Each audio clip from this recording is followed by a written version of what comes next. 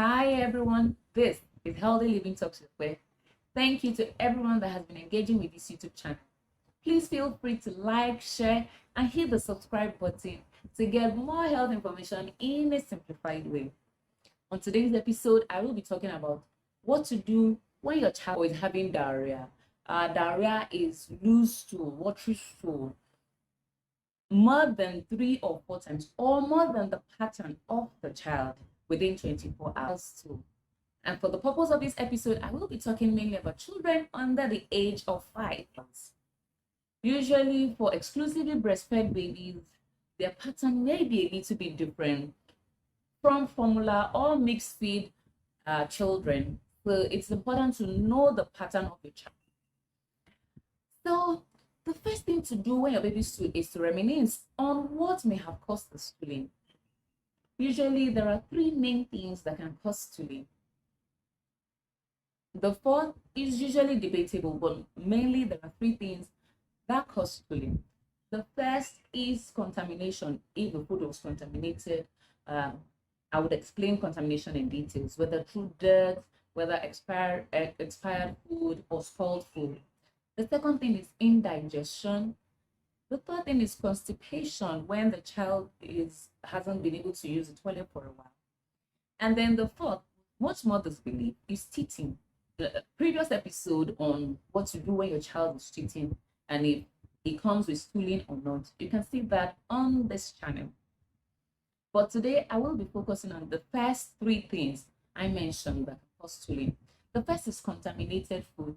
So the child may have picked up dirt or picked up something that has irritated the stomach lining or the GIT, and then it's making the child stool.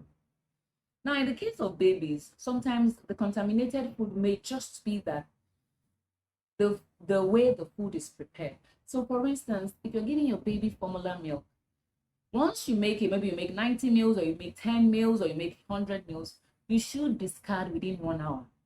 So if your baby doesn't finish that food within 1 hour, you should discard.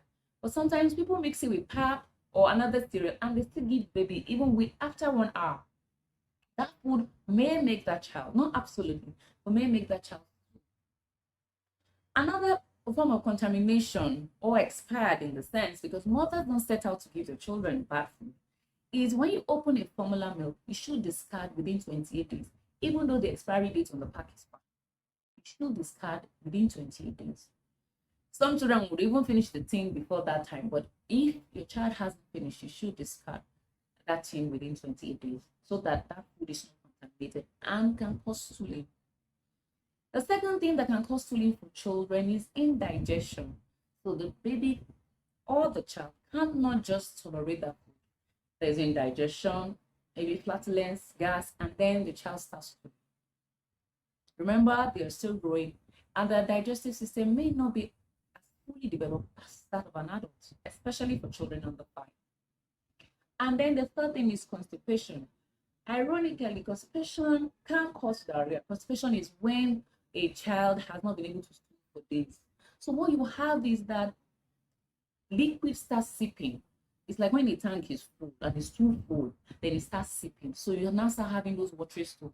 Or you see some people in the morning, they may have hard stools, and then before you know it, throughout the day, they're having those stools. So constipation for a prolonged period can eventually lead to stooling or diarrhea. The other thing is that for babies, even a change in batch of the formula milk can make the child stool. So if a particular batch number, maybe you bought it in a carton and that child finishes it, you open another batch, not because the milk is fake, just because it's a different batch, that child can react to it. Some children also react to the probiotics in formula milk because of the way it has been handled. So when it is too hot, or the water you use in preparing it is too hot, you denature the probiotics. And when you denature it, instead of you helping the GIT, what you have in the essence is start working on the opposite, and then the child starts stooling. So you hear mothers say, I'm very clean with my feeder bottle. I do not allow another person wash it. I do not allow he or she pick that, but still stooling with this particular. Sometimes it's in the way it had been prepared. You can see on this YouTube channel a previous episode on how to deal with food that contain probiotics so that they do not become weaponized for you. Here are a few things that you can do to help you for your child. Give enough fluids as tolerated by the child. If the child is still breastfeeding, please continue breastfeeding. Even if the child cannot tolerate proper food or fluids, please give the child. The second gold standard is give oral rehydration salt or ORS and zinc. This will help the child not to suffer from the consequences of dehydration.